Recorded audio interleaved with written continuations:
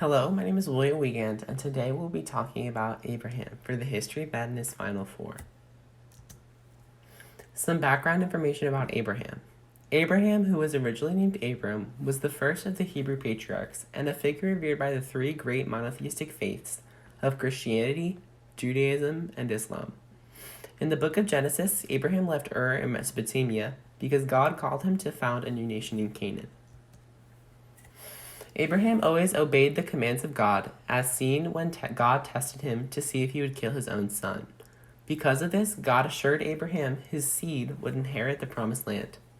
In Judaism, the promised offspring is the Jewish people, who are descended from Abraham and Sarah's son, Isaac. In Christianity, the genealogy of Jesus is traced to Isaac. In Islam, the promised offspring is Ishmael, Abraham's firstborn son who was born of Hagar. It is said that the prophet Muhammad is a descendant of Ishmael. Because of Abraham's strong presence and role in the creation and development of the three great monotheistic faiths, we see how truly significant his actions are. But what if Abraham had no children? If Abraham's son, Ishmael, who is the ancestor of Muhammad, was never born, then Islam would have never been founded. Without Islam, the foundation of Islamic empires would have never formed, and many achievements of Islamic people may have not been made. Muslim merchants helped transmit Indian learning, such as geometry and Indian numerals, to the West, which significantly altered the West's knowledge of mathematics. Muslim merchants also controlled Indian Ocean trade in the 7th and 8th centuries, facilitating successful trade growth for that area for the many years to come. Islam spread to Syria, Palestine, Persia, India, China, Egypt, Northern Africa, Spain, and many other places through strong military, missionary, and trade strategies, and affected many other areas such as the Gunpowder Empires. Islam significantly affected cultures such as those of the Mughal, Safavid, and Ottoman empires, also known as the Gunpowder Empires. Islam led to the fall of the Mughal Empire because of Muslim versus Hindu conflicts. The Safavid Empire used Shia Islam to unite all of its peoples. It eventually fell due to debates on Sunni versus Shia Islam. The Ottoman Empire supported Islam and incorporated it into various systems like the Janissary system. The Janissary system was when the Ottomans would take Christian boys and convert them to Islam, and then put them into governmental positions. In this case, we see how Islam also had a significant impact in politics. The Ottomans captured Constantinople, which led to the fall of the Byzantines. The Ottomans also spread women's rights through the use of harem politics. Without an Islamic basis in government, the Ottomans may have never accomplished these achievements. Islam's effects can be seen all over the world, from Spain to the Southeast Asian diaspora communities, created huge changes in society and government, and helped form new empires in countries like Pakistan. Isaac is seen as the ancestor of Jesus, and without him, Christianity would have never been established. Roman emperors often used religion to justify claims to power, and in this way, Christianity had an important role in Western politics. Without Christianity, wars such as the Crusades would not have happened, and the Byzantine Empire would have not been weakened. Movements such as the Protestant and Catholic Reformations, which changed societal views, wouldn't have happened, which in turn could have delayed the Enlightenment and scientific revolution. Finally, in America, we use a system of government built on Judeo-Christian ideals and morals. We say in our pledge, one nation under God. And without Christianity, our government today could be vastly different. My first batches are for forced labor systems. Religion has always been a key pillar in the rise and fall of forced labor systems. Originally, religion was used as a key part in the rise of slavery, but over time, as morals were more and more interpreted, religion led to the decline of labor systems. In Judaism, slaves were given a range of treatments and protections. They were to be treated as extended family with certain protections and could be freed. Christians maintained spiritual equality of slaves and free persons, while accepting slavery as an institution. Early modern papal decrees allowed enslavement of non-believers, though some popes denounced slavery from the 15th century onwards. In the 18th century, the abolition movement took shape among Christians across the globe, but various denominations continued to be pro-slavery into the 19th century. Enslaved non-believers were sometimes converted to Christianity, but elements of their traditional beliefs merged with their Christian beliefs. This is seen in the conversion of Native Americans as Catholic priests enforced Catholic beliefs to natives as they were still being enslaved by Christians.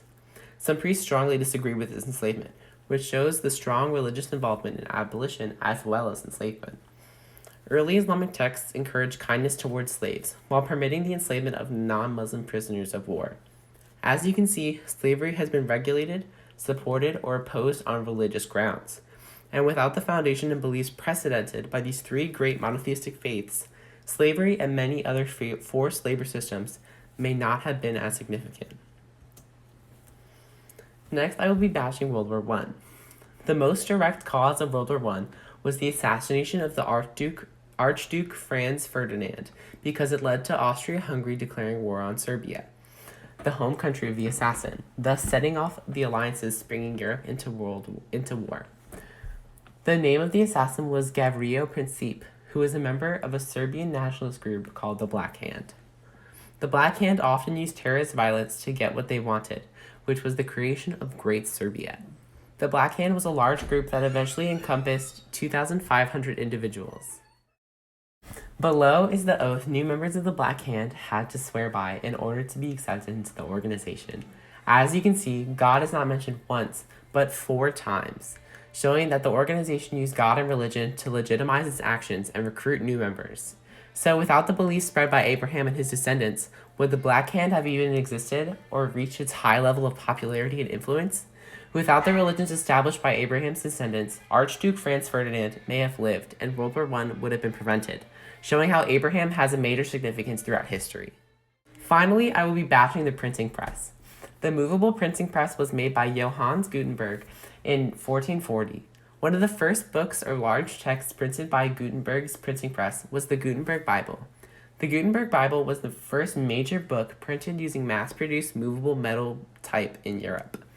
Religion was a large inspiration for the creation of the printing press, and as it was used to print Bibles, Protestant and Catholic propaganda, theological material, and anti-Reformation texts. Without the major inspiration of Christian religions on the invention of the printing press, many of the innovations made to it by Gutenberg may have not occurred, setting back many of the achievements made during the printing revolution. Refutes. Although the accomplishments of Abraham himself were not vast, the accomplishments of his descendants were vast, widespread, and affected every aspect of many civilizations. Forced labor systems were used to make great economic benefits for the slavers. But the economic achievements of Christian, Jewish, and Muslim merchants and missionaries seen throughout all of history, from the Silk Road to the Indian Ocean, vastly outweighed the benefits from slavery and indentured servitude. World War I was a tragedy, but many more gruesome wars occurred out of religious debates and conflicts throughout history that add up to way more casualties than World War I. The printing press was essential for spreading news, but was far more influential in spreading the beliefs established by Abraham and his descendants, continuing the major significance Abraham has in society to this day. Some concluding remarks. Abraham is seen as a unifying factor for religions, but the different religions his descendants created also led to conflict.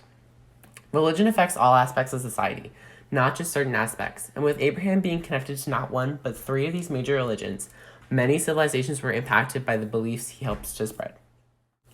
With many events like World War I, where the conflict was temporary, the effects of Abraham are still seen today, with a total of 55.8% of the global population following either Christianity, Judaism, or Islam. So ask yourselves, where would we be right now with over half of the world's morals and ideals completely changed and altered? What would the world be like? We have Abraham to thank for the world we live in, and centuries of religious beliefs spreading across the globe have influenced the common set of morals that govern our planet to this day. This shows Abraham's vast significance, not just in history, but in the future ahead. Thank you.